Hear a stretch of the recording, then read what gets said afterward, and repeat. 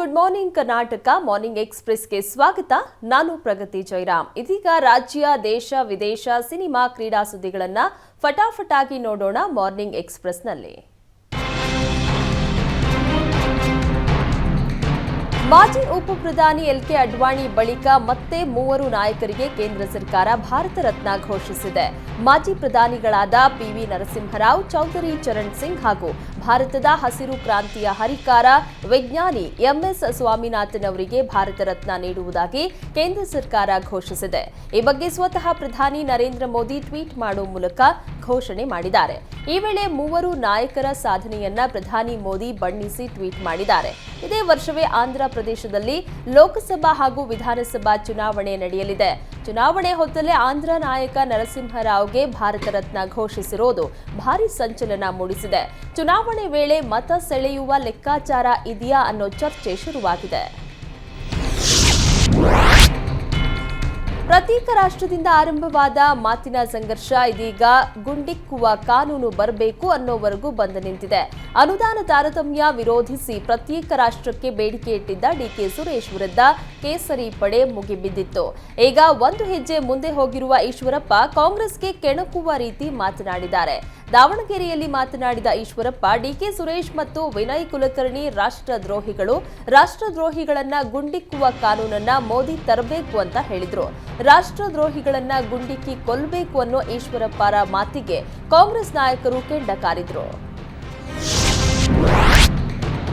ಸಂಸದ ಡಿಕೆ ಸುರೇಶ್ ವಿನಯ್ ಕುಲಕರ್ಣಿ ವಿರುದ್ಧ ವಿವಾದಾತ್ಮಕ ಹೇಳಿಕೆ ನೀಡಿದ್ದ ಈಶ್ವರಪ್ಪ ವಿರುದ್ಧ ಪ್ರಕರಣ ದಾಖಲಾಗಿದೆ. ದಾವಣಗೆರೆಯ ಬಡಾವಣೆ ಪೊಲೀಸ್ ಠಾಣೆಯಲ್ಲಿ ಪ್ರಕರಣ ದಾಖಲಾಗಿದೆ. ದಾವಣಗೆರೆಯ ನಿಜಲಿಂಗಪ್ಪ ಬಡಾವಣೆಯ ನಿವಾಸಿ ಹನುಮಂತ ಎನ್ನುವವರು ಈಶ್ವರಪ್ಪ ವಿರುದ್ಧ ದೂರನ್ನ ನೀಡಿದ್ರು. ಪೊಲೀಸರ ದೂರಿನ ಬೆನ್ನಲ್ಲೇ ಪ್ರಕರಣವನ್ನ ದಾಖಲಿಸಿಕೊಂಡಿದ್ದಾರೆ.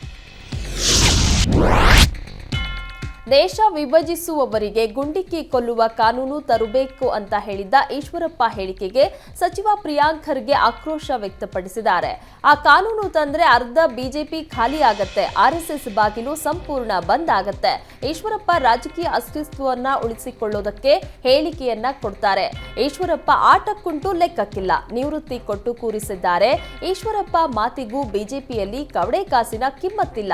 ಇದೆಲ್ಲ ಬಿಟ್ಟು ಬೆಳಗ್ಗೆ ರಾಮಾಯಣ, ಮಧ್ಯಾಹ್ನ ಮಂತ್ರ, ಸಂಜೆ ಹನುಮಾನ್ ಚಾಲೀಸ್ ಓದ್ಕೊಂಡು ಮನೆಯಲ್ಲಿರ್ಲಿ ಅಂತ ಟಾಂಗ್ ನೀಡಿದ್ದಾರೆ.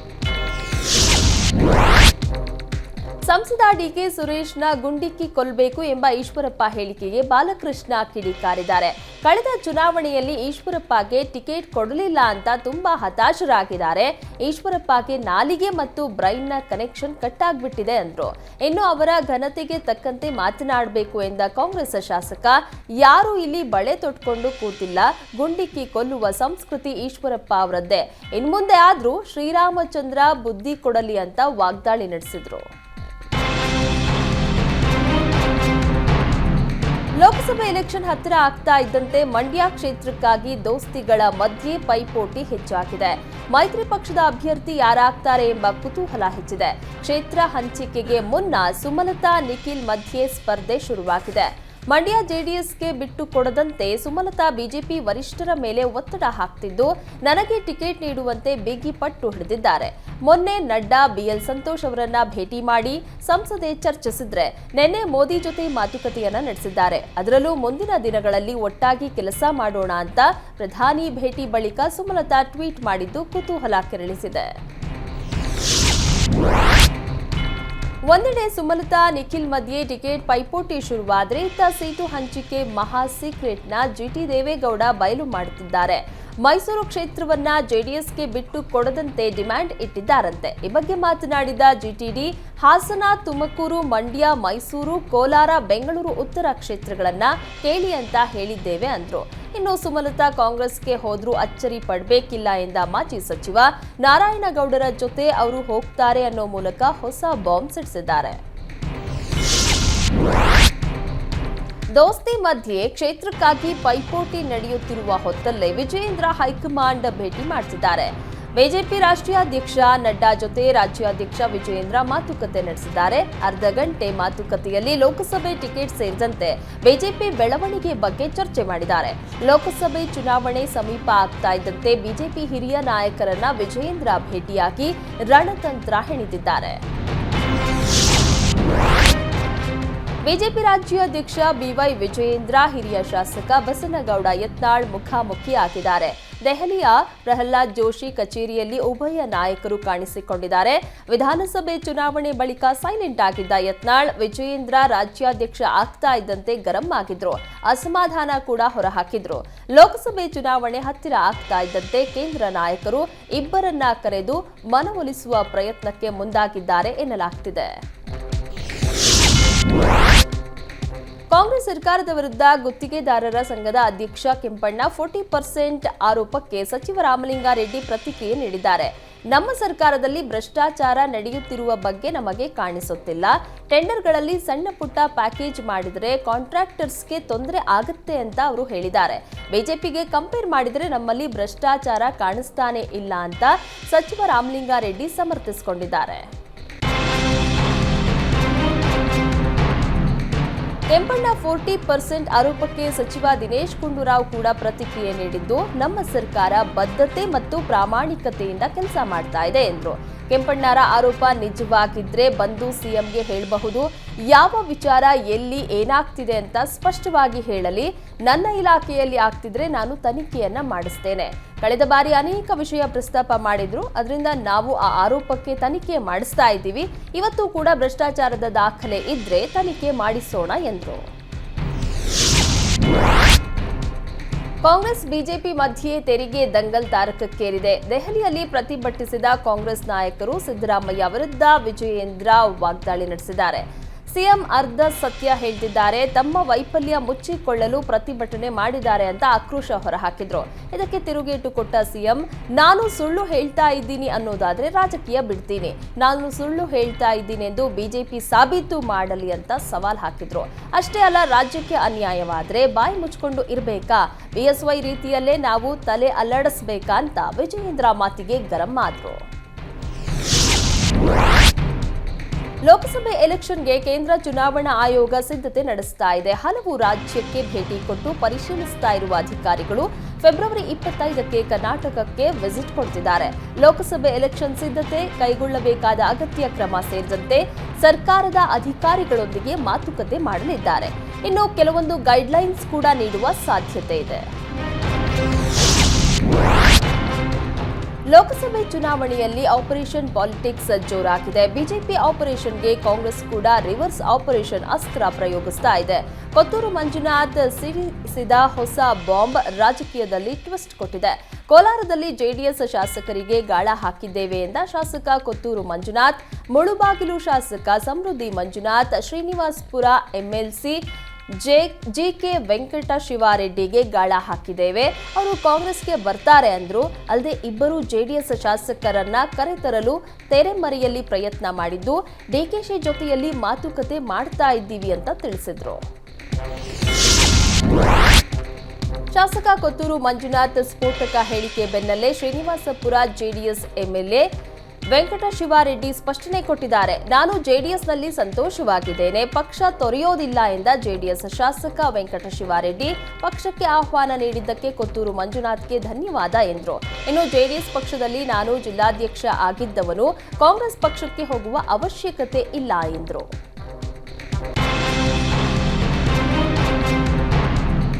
ಜೆಡಿಎಸ್ ಶಾಸಕರಾದ ವೆಂಕಟ ಶಿವಾರೆಡ್ಡಿ ಹಾಗೂ ಸಮೃದ್ಧಿ ಮಂಜುನಾಥ್ ಕಾಂಗ್ರೆಸ್ ಸೇರ್ತಾರೆ ಎಂಬ ಕೊತ್ತೂರು ಮಂಜುನಾಥ್ ಹೇಳಿಕೆಯನ್ನ ಸಮೃದ್ಧಿ ಮಂಜುನಾಥ್ ಅಲ್ಲಗಳೆದಿದ್ದಾರೆ. ನಾವಿಬ್ಬರು ಕ್ಷೇತ್ರದ ಕೆಲಸಕ್ಕೆ ಸಿಎಂ ಹಾಗೂ ಡಿಕೆಶಿಯನ್ನ ಭೇಟಿ ಮಾಡಿದ್ದೇವೆ. ಈ ಬಗ್ಗೆ ಎಲ್ಲೂ ನಾವು ಚರ್ಚೆ ಮಾಡಿಲ್ಲ. ನಾವು ಜೆಡಿಎಸ್ನಲ್ಲಿ ನೆಮ್ಮದಿಯಾಗಿ ಇದ್ದೇವೆ. ದೇವರಾಣೆ ಪಕ್ಷ ಬಿಡೋದಿಲ್ಲ ಎಂದರು. ಪಕ್ಷ ಬಿಡುವ ಕುರಿತು ಬಹಿರಂಗವಾಗಿ ನಾನು ಹೇಳಿಕೆಯನ್ನ ನೀಡಿಲ್ಲ. ಸಿಎಂ ಅವರನ್ನ ನಾನು ಅನುದಾನ ಕೇಳೋಕೆ ಭೇಟಿ ಮಾಡೋದು ತಪ್ಪು ಅನ್ನೋದಾದ್ರೆ ಸಿಎಂ ಅವರು ಹೇಳಲಿ ಎಂದು ಅಸಮಾಧಾನ ವ್ಯಕ್ತಪಡಿಸಿದ್ದಾರೆ. ಗ್ರಾಮ ಪಂಚಾಯಿತಿ ಅಧ್ಯಕ್ಷ ಸ್ಥಾನ ಸಿಗದಿದ್ದಕ್ಕೆ ಆಕಾಂಕ್ಷಿ ಕಣ್ಣೀರು ಹಾಕಿರುವ ಘಟನೆ ಹಾಸನದಲ್ಲಿ ನಡೆದಿದೆ. ಸಕಲೇಶಪುರ ತಾಲೂಕಿನ ಹೊಂಗಡಹಳ್ಳಿ ಗ್ರಾಮ ಪಂಚಾಯಿತಿ ಚುನಾವಣೆ ನಡೆದಿತ್ತು. 6 ಮಂದಿ ಗ್ರಾಮ ಪಂಚಾಯಿತಿ ಸದಸ್ಯರು ಇದ್ದಾರೆ. 2.5 ವರ್ಷ ಅವಧಿಗೆ ಅಧ್ಯಕ್ಷರ ಸ್ಥಾನ ಎಸ್ಸಿ ಮಹಿಳೆಗೆ, ಉಪಾಧ್ಯಕ್ಷ ಸ್ಥಾನ ಬೇಸಿಎಂ ಕ್ಯಾಟಗರಿಗೆ ಮೀಸಲಾಗಿತ್ತು. ಅಧ್ಯಕ್ಷೆ ಸ್ಥಾನಕ್ಕೆ ಸದಸ್ಯೆ ವನಜಾಕ್ಷಿ ನಾಮಪತ್ರವನ್ನ ಸಲ್ಲಿಸಿದ್ರು. ಆದರೆ ಚುನಾವಣೆ ಪ್ರಕ್ರಿಯೆಗೆ 4 ಸದಸ್ಯರು ಗೈರಾಗಿದ್ದಾರೆ. ಕೋರಂ ಕೊರತೆಯಿಂದ ಎಲೆಕ್ಷನ್ನ ಫೆಬ್ರವರಿ 12ಕ್ಕೆ ಚುನಾವಣಾಧಿಕಾರಿ ಮುಂದೂಡಿದ್ರು. ಇದಕ್ಕೆ ಬೇಸರಗೊಂಡ ವನಜಾಕ್ಷಿ ಗ್ರಾಮ ಪಂಚಾಯಿತಿ ಆವರಣದಲ್ಲೇ ಕಣ್ಣೀರು ಹಾಕಿದ್ರು. 2024ಕ್ಕೆ ಮತ್ತೊಮ್ಮೆ ಮೋದಿ ಎಂಬ ಬಿಜೆಪಿ ಅಭಿಯಾನಕ್ಕೆ ಪ್ರತಿಯಾಗಿ ಮೋದಿ ಮುಂದಿಲ್ಲ ಅನ್ನೋ ಅಭಿಯಾನವನ್ನ ಕಾಂಗ್ರೆಸ್ ಆರಂಭಿಸಿದೆ. ಮೈಸೂರಿನಲ್ಲಿ ಮಾಜಿ ಸಿಎಂ ಯಡಿಯೂರಪ್ಪ ಸಮ್ಮುಖದಲ್ಲಿ 2024ಕ್ಕೆ ಮತ್ತೊಮ್ಮೆ ಮೋದಿ ಗೋಡೆ ಬರಹ ಅಭಿಯಾನಕ್ಕೆ ಚಾಲನೆ ನೀಡಿದ್ರು. ಇದಾದ ಬಳಿಕ ಕಾಂಗ್ರೆಸ್ ಬಿಜೆಪಿ ಅಭಿಯಾನಕ್ಕೆ ಪ್ರತಿಯಾಗಿ ಕ್ಯಾಂಪೇನ್ ಆರಂಭಿಸಿದೆ. ಕಾಂಗ್ರೆಸ್ ನಾಯಕರು, ಕಾರ್ಯಕರ್ತರು ಮುಂದಿಲ್ಲ ಮೋದಿ ಗೋಡೆ ಬರಹ ಅಭಿಯಾನ ಆರಂಭಿಸಿದ್ದಾರೆ. ಮೈಸೂರಿನ ರಾಮಸ್ವಾಮಿ ವೃತ್ತದಿಂದ ಮುಂದಿಲ್ಲ ಮೋದಿ ಗೋಡೆ ಬರಹ ಅಭಿಯಾನ ಆರಂಭವಾಗಿದೆ. ಕೇಂದ್ರ ಸರ್ಕಾರ ಅನುದಾನ ತಾರತಮ್ಯ ಮಾಡ್ತಾ ಇದೆ ಎಂದು ಆರೋಪಿಸಿ ಬಳ್ಳಾರಿಯಲ್ಲಿ ಕಾಂಗ್ರೆಸ್ ಕಾರ್ಯಕರ್ತರು ಬೃಹತ್ ಪ್ರತಿಭಟನೆ ನಡೆಸಿದ್ರು. ರಾಜ್ಯದ ಬಿಜೆಪಿ ಸಂಸದರು ನಾಲಾಯಕ್ಗಳು, ಅವರಿಂದ ರಾಜ್ಯಕ್ಕೇನು ಉಪಯೋಗ ಇಲ್ಲ ಅಂತ ಘೋಷಣೆ ಕೂಗಿದ್ರು. ಇನ್ನು ಬಳ್ಳಾರಿ ಸಂಸದ ದೇವೇಂದ್ರಪ್ಪ ಕಚೇರಿಗೆ ಮುತ್ತಿಗೆ ಹಾಕಲು ಕೈಪಡೆ ಯತ್ನಿಸಿತು. ಈ ವೇಳೆ ಪೊಲೀಸರು ಹಾಗೂ ಕಾಂಗ್ರೆಸ್ ಕಾರ್ಯಕರ್ತರ ಮಧ್ಯೆ ಮಾತಿನ ಚಕಮಕಿ ನಡೆಯಿತು. ಕಾಂಗ್ರೆಸ್ ಕಾರ್ಯಕರ್ತರನ್ನ ನಿಯಂತ್ರಿಸಲು ಪೊಲೀಸರು ಹರಸಾಹಸ ಪಟ್ಟರು. ಗದಗ ಬೆಟಗೇರಿ ನಗರಸಭೆಯಲ್ಲಿ ನಡೆದ ಸಾಮಾನ್ಯ ಸಭೆಯಲ್ಲಿ ಕುಡಿಯುವ ನೀರಿನ ಸಮಸ್ಯೆ ಬಗೆಹರಿಸುವ ಕುರಿತು ಚರ್ಚೆಯಾಯಿತು. ಸಭೆ ಆರಂಭದಲ್ಲಿ ನಗರಸಭೆ ಆಯುಕ್ತರ ವಿರುದ್ಧ ಸರ್ವ ಸದಸ್ಯರು ಗರಂ ಆದರು. ಇದೇ ವೇಳೆ ಮಾತನಾಡಿದ ನಗರಸಭೆ ಪ್ರಭಾರ ಪೌರಾಯುಕ್ತ ಮಾರುತಿ, ಕಳೆದ 20 ದಿನಗಳಿಂದ ಸರಿಯಾಗಿ ಕಾರ್ಯನಿರ್ವಹಣೆ ಮಾಡ್ತಿಲ್ಲ. 15 ದಿನಕ್ಕೊಮ್ಮೆ ಕುಡಿಯುವ ನೀರು ಬರ್ತಾ ಇದೆ. ಬೋರ್ವೆಲ್ ದುರಸ್ತಿ ಮಾಡ್ತಿಲ್ಲ. ಯಾವುದೇ ವರ್ಕ್ ಆರ್ಡರ್ ಹಾಗೂ ಫೈಲ್ಗಳಿಗೆ ಸಹಿ ಮಾಡ್ತಾ ಇಲ್ಲ ಅಂತ ಸದಸ್ಯರು ಕಿಡಿಕಾರಿದ್ರು. ಅಲ್ಲದೆ ಆಯುಕ್ತರ ವಿರುದ್ಧ ಕಠಿಣ ನಿರ್ಣಯ ತೆಗೆದುಕೊಳ್ಳುತ್ತೀವಿ ಅಂತ ಎಚ್ಚರಿಕೆಯನ್ನ ನೀಡಿದ್ರು. ಇದೇ ವೇಳೆ ಕುಡಿಯುವ ನೀರಿನ ಸಮಸ್ಯೆಗೆ ಕಾಂಗ್ರೆಸ್ ಸದಸ್ಯರು ರೊಚ್ಚಿಗೆದ್ದು ಸದನದ ಬಾವಿಗಿಳಿದು ಆಕ್ರೋಶ ಹೊರಹಾಕಿದ್ರು. ರಾಜ್ಯ ಹೆದ್ದಾರಿ ಅಗಲೀಕರಣ ಕಾಮಗಾರಿಯಲ್ಲಿ ಅಕ್ರಮ ನಡೆದಿದೆ ಎಂದು ಆರೋಪಿಸಿ ರಾಜ್ಯ ರೈತ ಸಂಘದ ಕಾರ್ಯಕರ್ತರು ಪ್ರತಿಭಟನೆ ನಡೆಸಿದರು. ಕೆಜಿಎಫ್ ತಾಲೂಕಿನ ಗುಟ್ಟಹಳ್ಳಿ ಗ್ರಾಮದ ಸಮೀಪ ಸುಮಾರು 4.5 ಕಿಲೋಮೀಟರ್ ರಸ್ತೆ ಅಗಲೀಕರಣ ಕಾಮಗಾರಿಗೆ 2022 ನವೆಂಬರ್ನಲ್ಲಿ ಟೆಂಡರ್ ಕರೆಯಲಾಗಿತ್ತು. ಆಗ ರಸ್ತೆ ಅಗಲೀಕರಣಕ್ಕೆ 10 ಲಕ್ಷದಷ್ಟು ಖರ್ಚು ಮಾಡಿ ಜಲ್ಲಿ ಹಾಕಿದ್ರು. ಆದರೆ ಕಾಮಗಾರಿ ಪೂರ್ಣಗೊಳ್ಳದೆ ಇದ್ರೂ 1.92 ಕೋಟಿ ಬಿಲ್ ಪಾವತಿಸುವಂತೆ ಸರ್ಕಾರಕ್ಕೆ ಅಂದಿನ ಕಾರ್ಯನಿರ್ವಾಹಕ ಎಂಜಿನಿಯರ್ ಸರಸ್ವತಮ್ಮ ಪತ್ರ ಸಲ್ಲಿಸಿದ್ರಂತೆ. ಈ ಬಗ್ಗೆ ದಾಖಲೆ ಪಡೆದ ರೈತ ಸಂಘದ ಮುಖಂಡರು ರಸ್ತೆ ಕಾಮಗಾರಿ ಪೂರ್ಣಗೊಳ್ಳದೆ ಹಣ ಬಿಡುಗಡೆಗೆ ಮುಂದಾಗಿರುವ ಎಡಬ್ಲ್ಯೂ ಅಧಿಕಾರಿ ಸರಸ್ವತಮ್ಮ ವಿರುದ್ಧ ಆಕ್ರೋಶವನ್ನ ವ್ಯಕ್ತಪಡಿಸಿದ್ದು, ಗುತ್ತಿಗೆದಾರನ ಬಳಿ ಪರ್ಸೆಂಟೇಜ್ ಪಡೆದು ಸರ್ಕಾರಕ್ಕೆ ಸುಳ್ಳು ವರದಿ ನೀಡಿದ್ದಾರೆ ಅಂತ ಆರೋಪಿಸಿದ್ದಾರೆ. ರಾಯಚೂರು ಎಸಿ ಕಚೇರಿ ಸಿಬ್ಬಂದಿ ಆಸಿಡ್ ಸೇವಿಸಿ ಆತ್ಮಹತ್ಯೆಗೆ ಯತ್ನಿಸಿರುವ ಘಟನೆ ನಗರದ ಜಿಲ್ಲಾ ಕ್ರೀಡಾಂಗಣದಲ್ಲಿ ನಡೆದಿದೆ. ಎಸಿ ಕಚೇರಿಯಲ್ಲಿ ಲ್ಯಾಂಡ್ ಕ್ಲೀಪರ್ ಆಗಿದ್ದಂತಹ 35 ವರ್ಷದ ವಾಸಿಂ ಆಸಿಡ್ ಅನ್ನ ಕುಡಿದು ನರಳಾಡಿದ್ದಾನೆ. ಇದನ್ನ ಗಮನಿಸಿದ ಸ್ಥಳೀಯರು ಆತನಿಗೆ ಸ್ಥಳೀಯ ಆಸ್ಪತ್ರೆಗೆ ದಾಖಲಿಸಿದ್ರು. ಹೆಚ್ಚಿನ ಚಿಕಿತ್ಸೆಗಾಗಿ ಹೈದರಾಬಾದ್ನ ಆಸ್ಪತ್ರೆಗೆ ರವಾನಿಸಲಾಗಿದೆ. ಸದ್ಯ ವಾಸಿಂ ಚೌಧರಿ ಹೈದರಾಬಾದ್ನ ಖಾಸಗಿ ಆಸ್ಪತ್ರೆಯಲ್ಲಿ ಜೀವನ್ ಮರಣ ಹೋರಾಟ ನಡೆಸ್ತಾ ಇದ್ದಾರೆ. ವಾಸಿಂ ಆಸಿಡ್ ಸೇವನೆ ಮಾಡಿಲ್ಲ, ಯಾರೋ ಆತನಿಗೆ ಕೂಲೆಂಟ್ ವಾಟರ್ ಅನ್ನ ಬಾಟಲ್ನಲ್ಲಿ ಆಸಿಡ್ ಹಾಕಿ ಕುಡಿಸಿದ್ದಾರೆ. ಕಚೇರಿಯ ಫೈಲ್ ವಿಚಾರಕ್ಕೆ ಈ ಕೃತ್ಯ ನಡೆದಿದೆ. ಈ ಬಗ್ಗೆ ಪೊಲೀಸರು ಸೂಕ್ತ ತನಿಖೆಯನ್ನ ನಡೆಸಬೇಕು ಅಂತ ರಾಯಚೂರು ನಗರದ ಪಶ್ಚಿಮ ಠಾಣೆಗೆ ಕುಟುಂಬಸ್ಥರು ದೂರನ್ನ ನೀಡಿದ್ದಾರೆ. ಕಲ್ಯಾಣ ಕರ್ನಾಟಕ ಭಾಗದ ಪ್ರತಿಷ್ಠಿತ ಮೆಡಿಕಲ್ ಕಾಲೇಜಿನಲ್ಲಿ ಸ್ಟೈಫಂಡ್ ಗೋಲ್ಮಾಲ್ ಆರೋಪ ಕೇಳಿಬಂದಿದೆ. ಕಲಬುರಗಿಯ ಎಂಆರ್ಎಂಸಿ ಮೆಡಿಕಲ್ ಕಾಲೇಜಿನಲ್ಲಿ ವಿದ್ಯಾರ್ಥಿಗಳಿಗೆ ನೀಡುವ ಶಿಷ್ಯ ವೇತನದಲ್ಲಿ ಭಾರೀ ಗೋಲ್ಮಾಲ್ ನಡೀತಾ ಇರುವ ಆರೋಪ ಕೇಳಿಬಂದಿದೆ.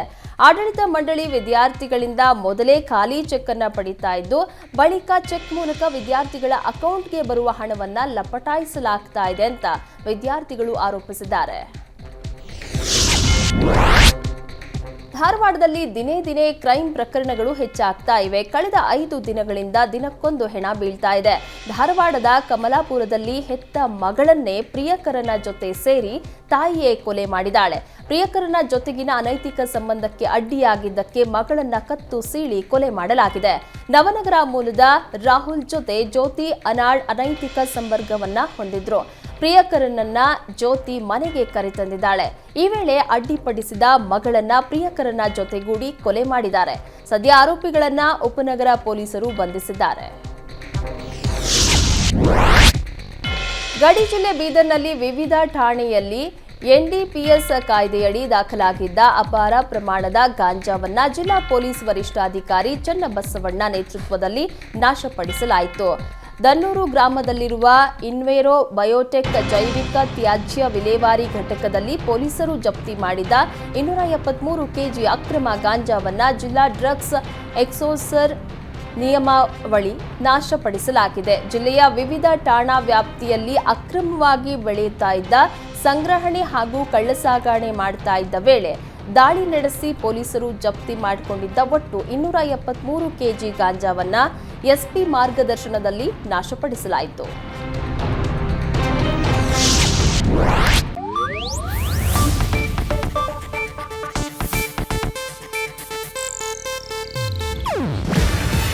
ಇದು ಏಷ್ಯಾನೆಟ್ ನ್ಯೂಸ್ ನೆಟ್ವರ್ಕ್ ಪ್ರಸ್ತುತಿ. ನೀವು ನೋಡ್ತಿದ್ದೀರಾ ಏಷ್ಯಾನೆಟ್ ಸುವರ್ಣ ನ್ಯೂಸ್.